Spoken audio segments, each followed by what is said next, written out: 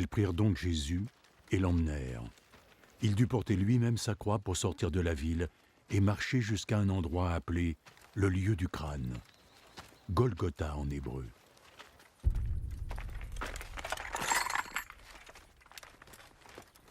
C'est là qu'il fut crucifié.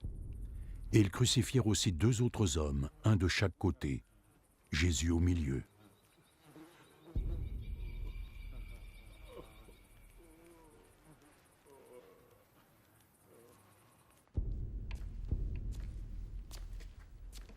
Pilate fit faire un écriteau qu'il fit poser sur la croix. Dessus, il y avait écrit « Jésus de Nazareth, roi des Juifs ».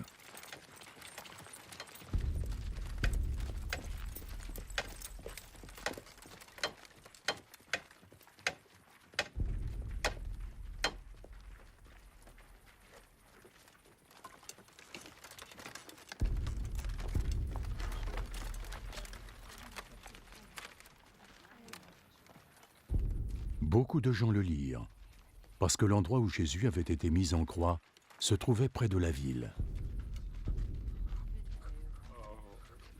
Et l'inscription était écrite en hébreu, en latin et en grec. Les chefs des prêtres dirent à Pilate, « Plutôt que roi des Juifs, tu devrais écrire à la place. » Cet homme a dit « Je suis le roi des Juifs ». Ce que j'ai écrit restera écrit.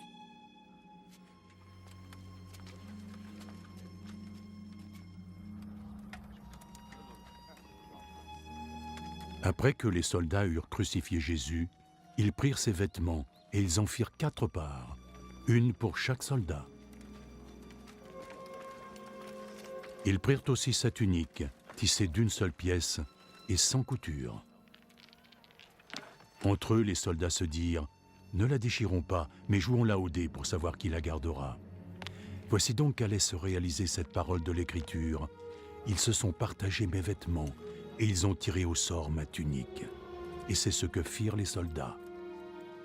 Près de la croix de Jésus se tenait sa mère, et la sœur de sa mère, Marie, la femme de Clopas, ainsi que Marie de Magdala. Jésus vit sa mère, et auprès d'elle, le disciple qu'il aimait. « Voici ton fils. »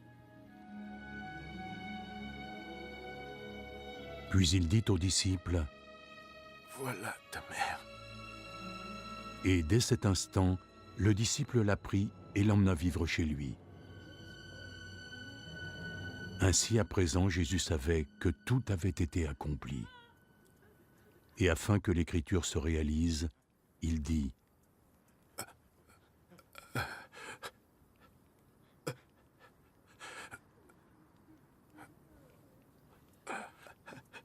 J'ai soif. »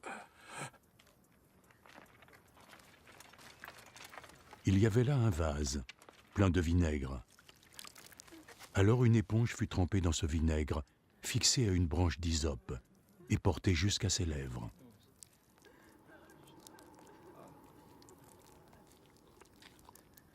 Jésus but le vinaigre.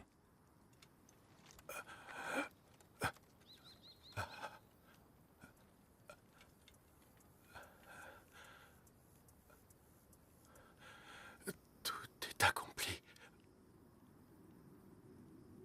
Puis il baissa la tête et rendit l'âme.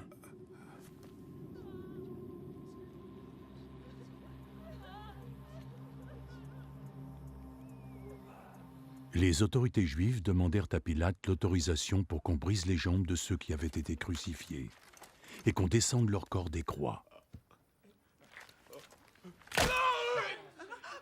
Ils firent cette requête car c'était un vendredi et ils ne voulaient pas que les corps restent sur la croix pendant le sabbat, d'autant que ce sabbat-là était particulièrement important. Alors les soldats vinrent et brisèrent les jambes du premier supplicié, puis celles du second des 2 hommes qui avaient été crucifiés avec Jésus. Puis vint le tour de Jésus. Ils virent qu'il était déjà mort et ne lui brisèrent pas les jambes. Cependant, un des soldats lui perça le flanc avec une lance.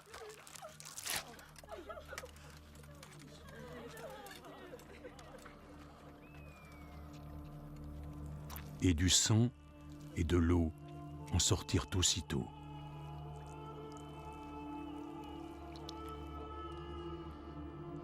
L'homme qui a été témoin de ces faits les a racontés, afin que vous puissiez croire aussi. Son témoignage est vrai, et il sait, lui, qu'il dit la vérité. Cela s'est passé de sorte que soit réalisé ce passage de l'Écriture, aucun os ne lui sera brisé. Il y en a d'ailleurs un autre qui dit « Ils le regarderont, lui, qu'ils ont transpercé ».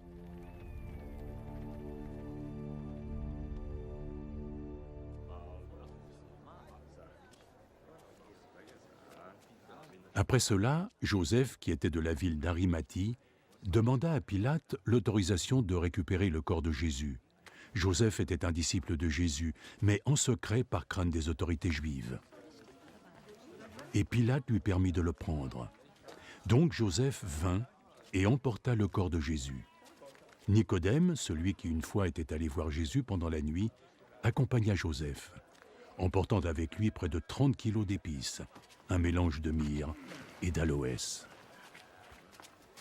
Les deux hommes prirent le corps de Jésus et l'enveloppèrent de bandes de lin, avec les épices conformément à la coutume juive, lorsqu'ils préparent un mort avant de l'enterrer. À l'endroit où Jésus avait été mis à mort, il y avait un jardin, et dans ce jardin, un tombeau tout neuf, dans lequel on n'avait encore mis personne. Comme c'était la veille du sabbat, et que le tombeau était tout près, c'est là qu'ils déposèrent le corps de Jésus.